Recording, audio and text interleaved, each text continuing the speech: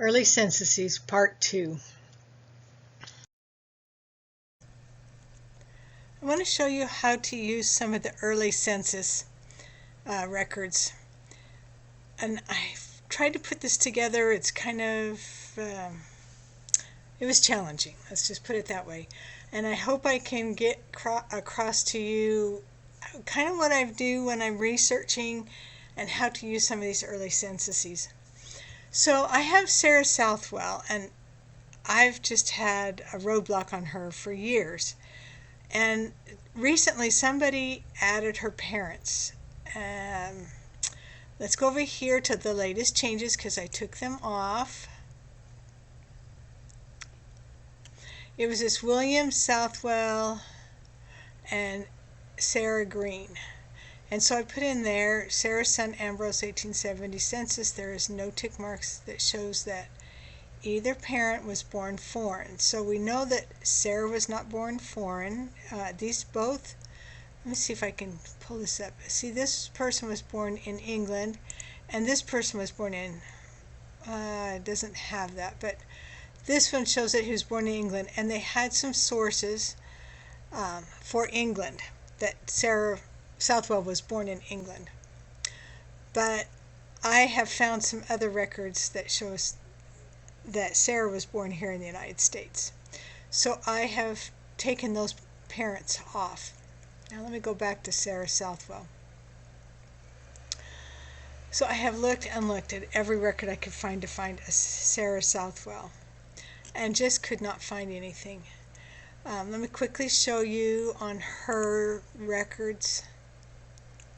Here's 1850. And it says her birthplace is New York. And I believe the 1860 census, birthplace is New York. So I have two records of her stating that she was born in New York. Here is that record in England of Sarah Southwell, and I really don't think that was her. I don't think she was born. I just really don't think she was born in England. So, in looking at some records, I found an Edward Southworth in many of the locations of Russell and Sarah Southwell's children. And I'll show you that in a minute. But one of the other things I do to verify the children is I have a worksheet. Let me pull that up. It's right here.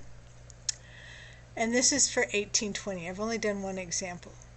But I put each of the children in the years that they were born. And then I go through that census and I put the tick marks. There was 3 here, 3 males and 2 females. 1 male, 1 female in these age ranges. And with these children, I can see that the 3 males match up. And here I have Russell, so that matches. I have 1 female here, so I suspect that Susanna was reported being younger. And so she probably is one of those, but they may be missing 2 children, or maybe they had somebody else as children living with them at the time. But that matches up pretty close, not exact. Then I have 1 female, and there's Sarah. And then on the tick marks, I have 1 male here. That age is a little bit off. And Sarah, there was no tick mark for a female in this age range. So she was either here or here. This is her actual birth. And then I think they have a daughter named Sarah. Let's go and look. I put that down. See, Sarah, born 1803. So Sarah, for some reason, was not in there, but she was definitely alive. Now, somebody's recently found a marriage record in Connecticut, and Russell, all of his records, the children, it says their father was born in Connecticut. So I don't know if he moved to New York and met Sarah and was married in New York, but wrote back to his family, and they put it in the records that he was married in 1801, or if he took Sarah back to Connecticut and was married and then they moved back to New York. But we see that Sarah, the oldest daughter, was born in New York. So there's still some questions, but I want to show you how I got this Edward Southwell. It has to do with this Edward Southworth right here. I guess that's not Worth, that's Worth, not Well. Now, one of the problems I have is this says they were married in Rhode Island in 1785, and Sarah was born 1784. So this still may not be right. But I went through the different records, and as I started going through the children, okay, now let me pull up my other Excel. I started going through some of the records in the early censuses, and I started noticing that this Edward and Huldah Stearns Southworth lived in some of the same places as the children. So I have here, he was in Shenango, 1806, 1827, and so this is one of the things you can do with those early censuses is you can record, make some kind of a timeline. Then he moves to Perrysburg, Cattaraugus, New York. Well, Russell and Sarah don't ever live there. They live in Chautauqua. I'm not sure if I'm saying those correctly. And then they move to Illinois. But look at their oldest son. Well, he lived in that same place, Chautauqua, New York. But their next, let's see, it was their daughter, Susanna. They moved to Cattaraugus in Perrysburg, 1830. They're in the same area. And here is another one of the Russell Thrall, and he is in Cattaraugus. Then he dies there in 1839, and Eliza Hurd moves to Chautauqua, back where they were from, and is living with her father. And then she moves to Perrysburg, Cattaraugus, by 1850. So as we go through, then we notice that this Edward, if we see this, he's Perrysburg, so he's in Perrysburg. So he's in the same place as them, and it's also Russell. And then he moves to Seneca McHenry, Illinois, which is just above Kane County, Illinois. And I noticed that he's living there with his son. But I have, let me see if I can find it. Here it is. Sarah's, one of her sons, Russell and Sarah's sons, Martin, they moved to McHenry about the same time. This is 1860. He moved there 1850. So I noticed that this migration of the family are in many of the same places, and I started seeing this Southworth. Now, one other thing I noticed was, here's their son Ambrose. He married Jeanette Stearns, and Edward's wife Huldah is a Stearns. So I need to do more research and see if they are related.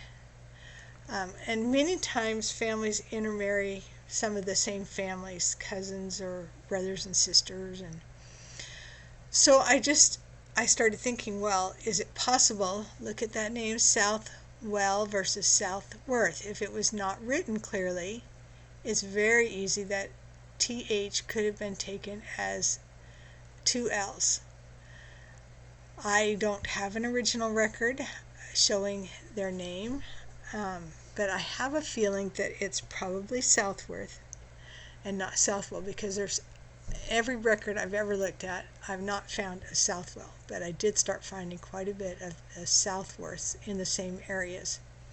So here's two of Edward's children, Isaac and Luther, and they're also in Perrysburg, and then he moves to McHenry with his father. Well, I think he moved there, and I think his father went with him.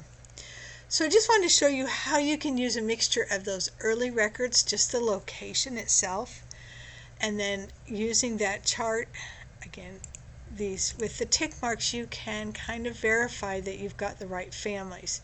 And it's not always going to be exact, because some children were never recorded and they died, or they were old enough that they got married and there was they were never recorded in a record with a name. But these charts really help. Now I wanted to show you one other thing. Let me go back over here to Sarah. So on my website, Find Family Records, under Research, we go to Federal Records. Let's go down to the early censuses. I'm going to go to 1820 because that's what I showed you. I have a little video on what you can find there. But then if you want to use these charts, this is a downloadable one on Google Sheets. So you can click on it and then upload it into Excel or into your own Google Sheets, and then you can print off your own. You can also print off a PDF. And this one you would just print off and then write in it the records. It wouldn't be on a computer. This one you could use on the computer like I do. Or you can just print it off and have a written one, which sometimes is easier to see and do comparisons with. But I have this for each one of the early census records. So let's go to Federal Records and let's go to 1830. And again, you see here's the chart for 1830 that you can either download or download a PDF. Anyways, I hope that is helpful in learning how to use some of these early records to do comparisons. I know they don't give us all the names, but they can be very beneficial and help us in our research. And I hope someday that I can actually prove that this is her family or prove that it is not. But I think I'm getting closer. Thanks for watching. Happy hunting!